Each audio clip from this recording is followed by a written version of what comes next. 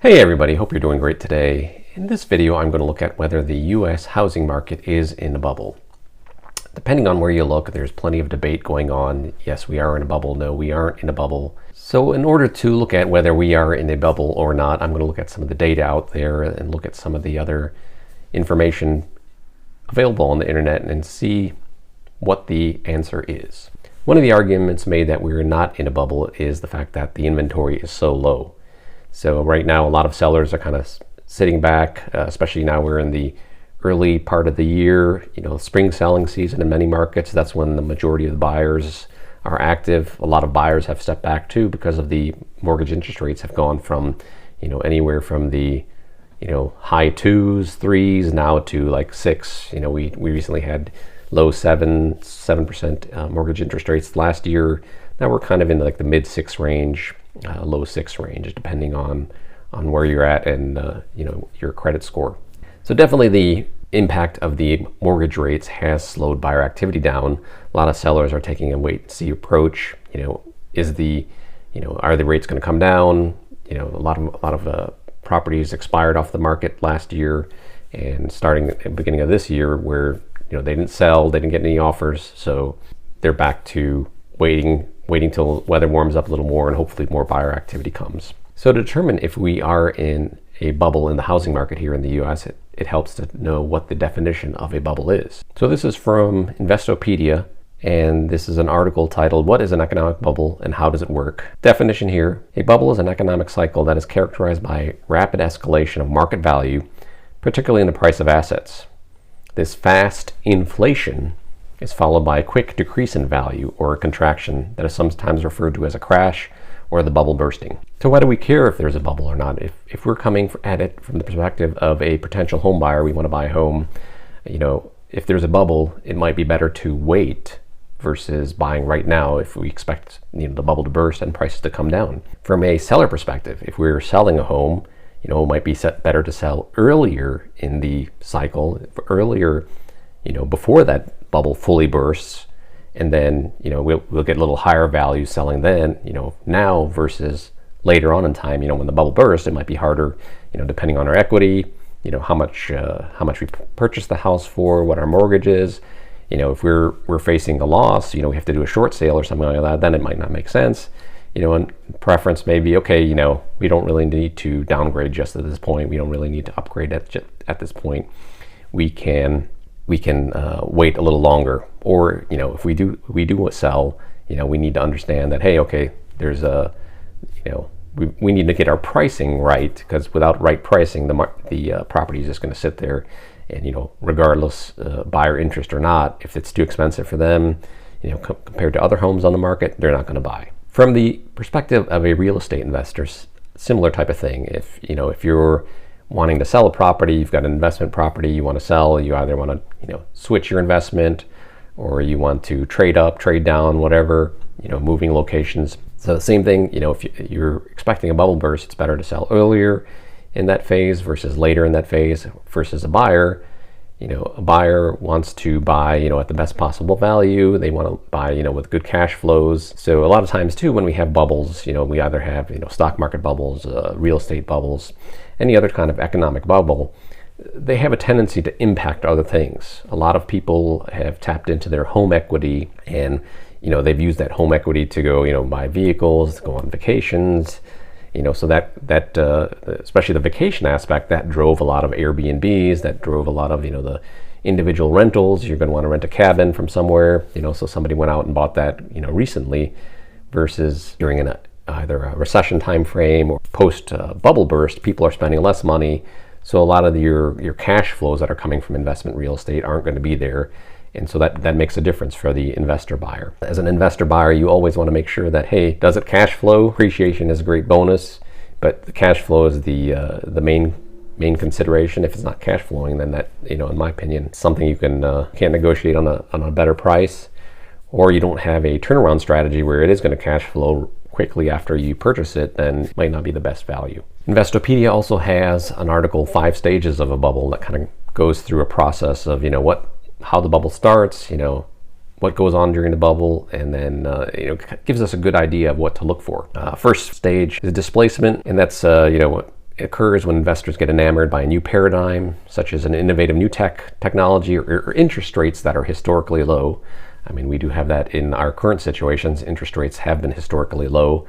Some people were getting 2 to 3% mortgage rates, for owner-occupied, and investors were, 3 to 4%, which is actually a pretty good deal considering the rate of inflation. You buy a property, you invest, you're cash flowing there, you're beating inflation in that situation. The second stage of the stages of bubble it's the boom stage. And that's where prices rise slowly at first, and then they gain momentum, and then as more participants enter the market, then it sets a stage for the boom phase. It also notes during this phase, the asset in question attracts widespread media coverage, which we've seen with housing, single-family housing, multifamily housing, for residential purposes. That's been talked about everywhere on social media. You'll see the brag videos, the coaching videos. Hey, here's how you invest in single-family rentals to turn them into Airbnbs. Here's how you build an Airbnb empire. All these coaching videos you see on TikTok, Twitter, wherever, Facebook, they're all out there, especially during this phase. We see a lot of them. The third stage is the euphoria phase. It states here, during the phase, caution is thrown out the wind. Asset prices skyrocket. Valuations reach extreme levels during this phase as new measures touted to justify the increase, the rising. They mention the greater fool theory, that the idea that no matter how prices go, there will always be a market of buyers willing to pay more. We saw a little bit of this in the crypto space, which crypto has corrected. Same thing with the stocks. We had a bull market run in stocks, but we've seen about a 20 to 30% correction in the S&P 500. So, similar in the housing market, we're seeing prices starting to drop, and I'll show a chart here in a few minutes, where we can see on the chart that prices have started to come down. Fourth stage of the bubble market is profit taking. And in that situation, they say the smart money, heeding the warning signs, basically bail out. They see the writing on the wall. Everything's great right now. The prices are high as they can, that they're thinking they're going to get, so let's sell now. So in most of these cases too, it's better to sell early rather than too late. If you sell a little early, you might give up a few dollars in gain, but if you sell too late, you're probably going to lose out a lot. It's hard to time these things. It's hard to time the market. So, if you were of the opinion that, okay, we're in the bubble phase of the market, it might be time to sell now. Fifth stage of the bubble is the panic. And that's when something goes wrong. There's some sort of contagion. People suddenly start freaking out. Okay, everybody, hey, they all want to hit the exits at the same time. Things like, they note here, especially on the stock market, a margin call. Everybody's facing margin calls, so they have to start selling stock. In the situation of real estate, we obviously don't have margin calls, but there are, mortgages. If you're not cash flowing, your cash flow is not covering your mortgage. You've also got additional expenses. Then, that kind of compounds itself over time. Over time, it's not going to get any better if the economy is going down. If your cash flows are less, you're actually losing money on that property. So some people will cut and run. They might take loss on their sale price versus compared to where they purchased it at. But at the same time too, if you're not losing money after that, then you've stopped at that point there where you're no longer losing money, and then later on you can decide whether you want to get back into the market or not. One thing to look at with the panic phase with a potential housing bubble is the type of loans. Now, one of the comments I see quite frequently, we don't have the liar loans that we had in the past. Back in the 2008, 2009 recession cycle, we had a lot of no-doc loans. All you needed was a pulse, and then you would get approved for a mortgage. In this case, yes, a lot of that has been taken out. A lot of the adjustable rate mortgages are no longer there. So most of them are 30-year fixed mortgages. So a lot of investors are using DSCR loans, which, as you can see here, debt service coverage ratio loans. The basic of it, I'll do a video sometime in the future about the DSCR loans and where the potential problems lies, is that, with these types of loan, the lender doesn't necessarily care about your credit score or your own personal income. What they're more looking at is the income of the property. So if you're buying an income producing property, assuming that property has enough cash flows, whether it's a multifamily, retail strip center, whatnot, it's producing enough income, they will base the income off of that property. If it can cover the mortgage payments, then they are fine with giving you a loan. Like I mentioned, they really don't care. They don't look too closely. Some depends on the lender too. Each lender is different, but some lenders do not look closely at the credit score of the buyer. They'll look at, does that buyer have experience with it? Do you have experience running a strip mall? running a self-storage unit, a car wash, whatever you're buying. If you have, some experience, then they're more likely to give it, but the problem is going to come is once those cash flows start disappearing or they start going down for whatever reason, if we do enter a recession and those cash flows start going down, the lender's going to say, hey, margin call, you need to bring money to the table to pay down your loan because your cash flows aren't they're not making the cut. They're not covering the minimum mortgage payment. And if this video has been helpful to you so far, please hit that like button. It lets me know that this is helpful content, you're enjoying it, and also lets others find that content as well. So here we have a chart. This is the S&P Case-Shiller U.S. National Home Price Index. So this is for the entire U.S. Let's take a look at first some of the historical. This here is the 2007 to 2009 recession. All these shaded areas here that you see here, there's 4 in this area, are the times of recession. So we got a small one over here. I explained in another video that the small one that was like a kind of the start of COVID, but then with a lot of the programs, the PPP programs, the stimulus programs, rent moratoriums, mortgage moratoriums, it basically erased that recession because all that free money, it kind of boosted the economy. But going back to this here, we can see here we kind of have a double peak here in this one peak here looks like March 2006. And then another peak here in February 2007. But then if you look at the time frame from this peak over here, from February 2007 to the drop, it took approximately 2 years before you see and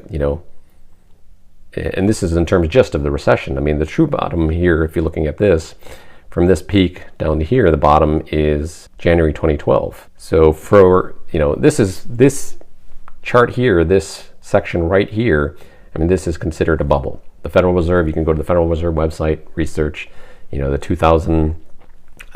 late 2010 recession, look at the bubble, and they'll, even the Federal Reserve saying, yeah, that was a bubble. So it took about a year and a half before they were able to say, okay, yeah, that was a bubble, and then we clearly saw a correction. We got another example here. This started in July 1990. And you can see there was a slight drop in the value of homes from this point.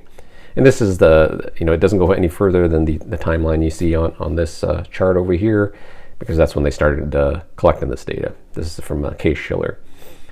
So now as you can see, we've got a little bit of a peak here in June 2022, and then it's kind of got to be a steep drop over there. Now this is trailing information. The S&P Case-Shiller numbers do not come out right away. I believe this is the last data here is from October, so there are a couple months behind. So we're still missing November, December. They usually, as we get through January, we should see November and December's numbers come through. So my expectation is that that's going to continue down. There are some already who are saying, okay, we've reached the bottom of this down cycle in terms of the value, and we're going to start going up. Whether that's the case or not, time definitely will tell. In my opinion, I think we still have some room to go down. Like I mentioned, those DSCR loans, they're an issue there. A lot of investors went out. Airbnb is the big thing currently. So a lot of investors went out, purchased single family homes. They converted their single family homes to an Airbnb. And then they purchased other properties, especially in these resort towns. So they kind of priced out a lot of the locals over there. And a lot of that went to, I think the big rush in that happened, pre-COVID. We were kind of entering a recession there. During COVID, we had the shutdown. All travel was shut. Nobody was moving around. Everybody was stuck, locked in their homes. But then after that opened up, everybody's like, hey, I want to get out. I want to go anywhere, go everywhere. And then, also all that free money, people weren't paying mortgages, people weren't paying rent. You got free stimulus money that had to go somewhere. So, hey, I'm going to take a vacation. I'm going to go stay in an Airbnb. And so that kind of, if some of the investors underwrote using, the 2021, 2022 numbers, I think you're running a risk over there that's outside of the norm. With all that stimulus going on during that time frame, I don't know if it's going to end well, because once we start getting back to normal, all that stimulus money starting to be drained out. Inflation is eating up a lot of people's budgets. The Federal Reserve has increased the interest rates. I think we're going to see a different type of cycle. So even the Federal Reserve, the chairman, Jerome Powell, here's an article from September 21 last year. Powell himself says the U.S. housing market headed for a correction. So when the chairman is saying the chairman of the Federal Reserve is saying there's going to be a correction, it's time to stand up, take notice. One thing that the Federal Reserve has done is they stopped buying the MBS, the mortgage-backed securities, and by buying that, they kind of shifted risk. So that helped the mortgage rates drop to where they were. Now that they're no longer buying those mortgage rates, they're also increasing their Federal Reserve fund rates. We can kind of see the mortgage rates are going up. So if we do enter a recession, the Fed probably will drop their federal funds reserve rate, and then even mortgage rates will drop partly as a result of that. If they start buying the MBS, the mortgage-backed securities again, it also might come further. But during a recession time frame, everything is different. People have been laid off, people lost their jobs. They're underwater on investments, and so the appetite to buy then, even with a low rate, is going to be lower as compared to during an up market. So even here, Powell says there was a big imbalance. Housing prices were going up at a unsustainably fast level. Another statement: we probably in the housing market have to go through a correction to get back to that place, and that place being reasonable level price where people in their own markets can afford to buy a home. Right now, a lot of people are struggling. Even with the high mortgage rates, even prior to that, a lot of people were struggling. They couldn't, prices were bid up. You had multiple offers. People are bidding 40, 50,000, 100,000 in some cases or more on houses, and you're pricing out a lot of people in those markets. And as I mentioned before, a lot of these buyers who are investing in real estate, a lot of them didn't use the 30-year fixed mortgage. There's limits to that. Somebody who's buying, single family homes or 2 to 4 unit properties, they can use a 30-year fixed mortgage, but there's a limit, upper limit on how many of those you can use. Once you get to a certain level, you're starting to scale up. You can see that then you have to go into the commercial mortgage space. The rates are higher, the terms are shorter, and it's a little more strict compared to getting a 30-year fixed mortgage. So as you can see here, we had a big jump in those amounts of mortgages in mid 2020. It went down, but then it's popping back up again.